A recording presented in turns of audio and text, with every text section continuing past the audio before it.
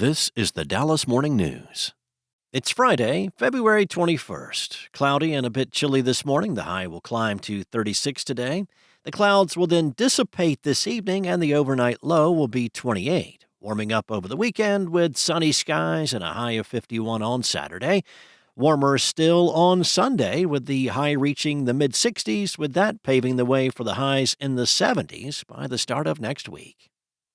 Here are today's headlines. Yesterday, Interim Dallas Police Chief Michael Igo asserted that his officers will help federal authorities arrest anyone wanted for a crime, clarifying a viral remark he made about immigration enforcement after receiving national criticism. Igo read from a prepared statement at Dallas Police Headquarters and said, "The Dallas Police Department continues to fulfill all of its duties and obligations to enforce state and local laws, while protecting the constitutional rights of all people." His 5-minute address came as popular conservative figures take aim at the interim chief for a statement he made at a community meeting meant to assuage concerns last week. In a clip aired by CBS 11, Igo is seen telling attendees the Dallas Police Department is not assisting any federal agency on somehow detaining people that are either documented or undocumented in the city of Dallas. The snippet was picked up by national outlets, including Fox News and the Washington Examiner, and was referenced by Libs of TikTok, a conservative social media account with more than 4 million followers on X. In other news, Texas leaders have long touted the state's robust economy and growing population as symbols of the Texas miracle. Yet a handful of recent studies point out a not-so-bright side of the state's economy. Texas might have a personal debt problem. 4 of the state's metro areas, Dallas, Houston, Austin, and San Antonio, are among the most debt-ridden in the country, according to a report by LendingTree. The online lending marketplace examined credit reports from about 210,000 random users from the 1st of April to the end of June last year. Researchers found Austin has the highest non-mortgage debt in the nation. San Antonio came in second, and Houston was third. Dallas had the 6th highest non-mortgage debt. Now, non-mortgage debt includes credit cards and automobile, personal, and student loans. Matt Schultz, chief credit analyst for LendingTree, said in a study that automobile debt plays an outsized role in Texas's personal finance. Several Texas cities also rank among the highest in the country for debt collection.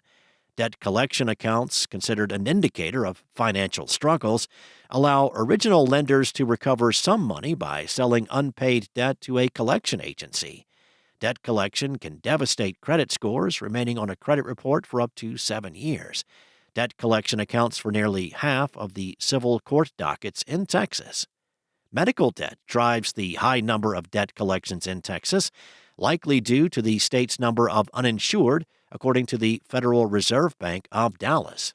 Nearly 5 million Texans, about 16% of adults, lack insurance, the highest share in the nation and double the national average.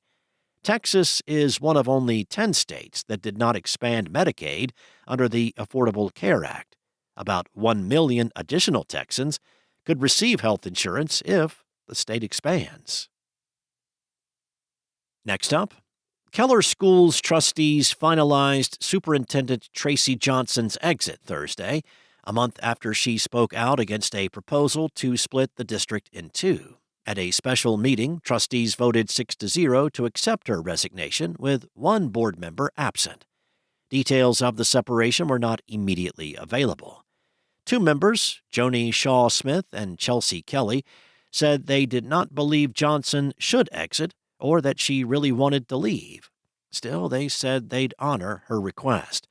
Smith said, "This district is in utter chaos. The community is in utter chaos. We are all hurting, and it's not her that caused it.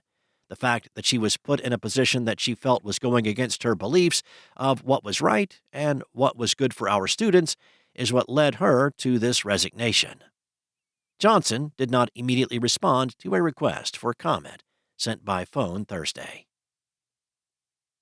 And eager to reverse a string of defeats at the Texas Legislature, pro-gambling forces are bringing a new attitude and a pared-down vision to the goal of allowing state-sanctioned casinos and sports betting in Texas.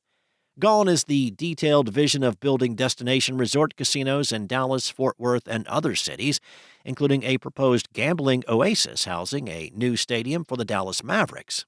Delayed, for now, are plans to create a sports betting apparatus in Texas, which could have included betting parlors at racetracks and pro sports arenas or partnerships with online betting platforms. With support in the legislature still on shaky ground, the focus this session is on leveraging public support for gambling by pushing amendments to the Texas Constitution, putting the legalization of casinos and sports betting before voters in November. The details can be hashed out in the future. Thanks for listening.